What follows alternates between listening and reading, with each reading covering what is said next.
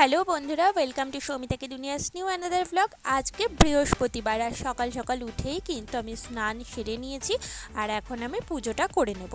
প্রত্যেক বৃহস্পতিবারে আমার এটাই রুটিন যে সকালবেলা উঠে পুজোটা না করলে আমার ঠিক শান্তি হয় না। তো তারপরে আমার বরের বেরোনোর টাইম হয়ে গেল, এই যে বেরিয়ে যাচ্ছে। এরপরে কিন্তু আমি সমস্ত কাজগুলো করব, তারপরে আবার স্নান করব। এমনিও গরমে আমার 2-3 বার স্নান করতেই হয়, না হলে ভালো লাগে না। তো এই যে বর চলে গেল আর এই যে আমি চলে এসেছি এখন কাজ করার জন্য। আজকে আমার মেন কাজ ছিল কি বলতো, ছাদ পরিষ্কার করা। বেশ কিছুদিন হলো আমি ছাদটা পরিষ্কার করতে পারছি না, মানে সময় হয়ে উঠছে না, আর এই গরমে ভালোও লাগছিল না। আর তারপরে এদিকে দেখো প্রচুর জামা কাপড় কেচে দিয়েছিলাম আর আজকে শুকিয়েও গেছে, যা পরিমাণে রোদ উঠেছে ওই জন্য বেশিক্ষণ তো সময় লাগেও না শুকোতে। তো এই যে আমি ছাদটা এখন একটুখানি ঝাড় দিয়ে নিচ্ছি, তারপরে আমি মানে সাবান জল দিয়ে ভালো করে পরিষ্কার করে দেবো।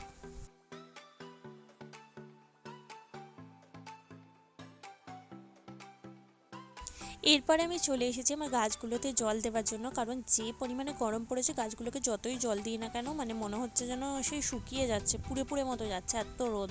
তো এই যে এখন আমি জল দিয়ে নিচ্ছি ঝটপট করে, তারপরে বাকি যে কাজগুলো আছে সেগুলো সেরে নেব, তারপরে দেখা করতে আসছি তোমাদের সঙ্গে।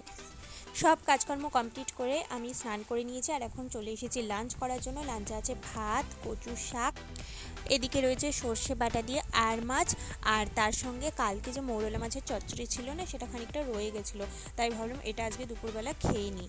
আর সেরকমভাবে বিশেষ কিছু রান্না করিনি, কারণ এত পরিমাণে গরম, তাই বেশি কিছু রান্না করেও খাওয়াও যাচ্ছে না, বেকার পড়ে থাকছে, সেই জন্য আর কিছু করিনি। তারপর একটুখানি রেস্ট করে আমি চলে এসেছিলাম এদিকে জামা কাপড়গুলো ভাঁজ করতে। আর আমি হাসছি কেন তোমরা নিশ্চয়ই ভাবছো, মানে হাসতে হাসতে মানে কথা বলতে বলতে না আমি কাজগুলো সারছিলাম আর মার সাথে কথা বলছিলাম, সেই জন্য কথা বলতে বলতে আমি একটুখানি হাসছিলাম, মানে কথাও হয়ে যাবে আর কাজও হয়ে যাবে, এরকম একটা ব্যাপার।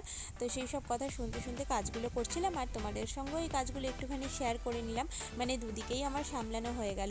আমার এই দিকের ফ্যামিলি যেমন ইম্পর্টেন্ট, তেমনি তোমরাও আমার কাছে অনেকটা বেশি ইম্পর্টেন্ট, তাই দুজনেরকেই আমি সমান প্রায়োরিটি দেওয়ার চেষ্টা করি।